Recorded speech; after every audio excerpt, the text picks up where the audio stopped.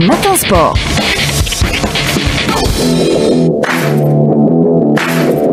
Amol, bonjour. Bonjour. On entame cette page sport avec du football, les Verts fixés sur leurs adversaires lors de la prochaine CAN. Alors, rappelons que la prochaine Coupe d'Afrique des Nations va se dérouler entre le mois de décembre et le mois de janvier. D'habitude, c'était au mois de janvier, une seule fois, la date était en été, on connaît la suite, l'Algérie avait gagné la Coupe d'Afrique des Nations, c'était en 2019. Alors, qu'est-ce qui nous a réservé ce tirage au sort? Le tirage au sort nous a donné le Burkina Faso, finaliste en 2013, adversaire de l'Algérie lors de la dernière Coupe d'Afrique des Nations, où l'équipe nationale avait été battue 2-1. Mais si on revient sur l'analyse technique du match, on est devant partout. Dans les occasions de but non concrétisées, ce qu'on appelle les XG en football, qu'en termes d'analyse, sur le nombre de corners, sur la possession de balles, sur les duels, mais les occasions, quand vous ne marquez pas, eh bien vous encaissez. On avait perdu le match contre le Burkina Faso. Burkina Faso, capable du meilleur et du pire également, dans une phase finale de Coupe d'Afrique des Nations. Je rappelle juste un pays où il y a du talent, il y a de la qualité, mais c'est une nation qui n'est jamais arrivée à passer dans les jeunes catégories, ça passe, mais au niveau supérieur, le Burkina n'arrive pas à vraiment laisser exprimer ou réussir en termes de résultats. Donc, un adversaire que nous connaissons très bien, généralement on se retrouve à chaque fois sur les compétitions africaines, soit en éliminatoire, soit en phase finale. La Guinée équatoriale, si vous avez de la mémoire, cette équipe de la Guinée équatoriale, lors de la phase finale de la Coupe d'Afrique des Nations au Cameroun, eh bien, avait stoppé la série d'invincibilité de l'Algérie. Et là également, on les avait dominés, on aurait dû gagner ce match 10 fois, mais le ballon n'a pas franchi sur une perte de balle sur un corner, on avait encaissé, et cette série de 35 matchs sans défaite s'était arrêtée. Et puis le Soudan.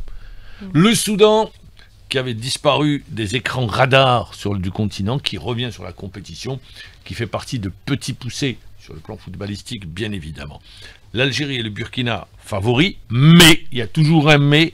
Aujourd'hui, quand on regarde sur les 2 dernières éditions de la Coupe d'Afrique des Nations, eh bien, on a vu que des fois, ça se complique pour les favoris. Je rappelle que les 2 premiers et que les 4 meilleurs 3e se qualifient pour les 8e de finale. Pour les autres groupes, on a le Nigeria dans le groupe C, finaliste de la dernière édition, 3 fois vainqueur en 80, 94 et 2013, qui se retrouve dans le groupe de la Tunisie, qui est rentré dans le rang de l'Ouganda également, qui, on l'a vu, hein, dans le groupe de l'Algérie, une équipe tout à fait moyenne, et de la Tanzanie. Le groupe B est le groupe le plus relevé. Pourquoi? Parce qu'on retrouve les pharaons, mais les pharaons, sur les dernières éditions, n'ont pu atteindre le stade suprême de la compétition, bien que ça reste l'équipe la plus titrée en Afrique, 7 fois vainqueur. L'Afrique du Sud, qui revient, et on l'a vu sur la dernière édition, qui avait une équipe séduisante, avec un entraîneur aujourd'hui, le Belge Bruce, eh bien, qui connaît bien le continent, vainqueur en 1996, c'était pour son retour sur la scène continentale. Et l'Angola, qui avait participé au mondial de 2010. Voilà, dans ce groupe, c'est un groupe relevé avec le Zimbabwe. Le groupe D, le Sénégal. Peut-être on est sur une fin de cycle avec le Sénégal. Je dis peut-être si, on est sur une fin de cycle avec un renouvellement également d'effectifs. Sénégal battu par l'Algérie en 2019, vainqueur en 2021. On pensait qu'ils allaient confirmer. Eh bien non, ils n'ont pas pu confirmer sur les 2 dernières, sur la dernière édition. La République démocratique du Congo, bien loin des années 70 où elle avait gagné la Coupe d'Afrique en 68 et 74. Le Bénin et le Botswana qui fait, disons-le, figure de petit poussé. Et puis dans le groupe F, on a la Côte d'Ivoire, détentrice du trophée, vainqueur en 92, 2015 et 2023. Le Cameroun, 5 fois vainqueur, c'est un groupe relevé. Le Gabon et le Mozambique. Match d'ouverture le 21 décembre, je le rappelle. Et l'Algérie terminera le dernier match des Algériens. Ça sera, on ouvrira le bal avec les Soudanais et on terminera le 31 décembre 2025. Il y a 11 mois. Alors vous savez, si aujourd'hui, moi j'entends beaucoup de choses, hein, donc l'équipe nationale affrontera le Soudan le mercredi 24 pour le compte de la première journée, enchaîneront en défiant le Burkina Faso le dimanche 28 et la Guinée équatoriale le mercredi 31 décembre. J'entends beaucoup de choses en disant, attendez, on va passer. Vous savez, tout d'abord, c'est particulier. Vous êtes sur, c'est une année il y aura les éliminatoires de la Coupe du Monde, il y aura la Coupe arabe des nations, on sortira des mercato d'été, Pourquoi je parle du mercato d'été? Parce que le mercato d'été, eh bien, c'est là où il y a le mouvement des joueurs, un mouvement de joueurs. Si vous n'êtes pas un top player, c'est-à-dire un super joueur, eh bien, les clubs vont réfléchir à deux fois. Pourquoi?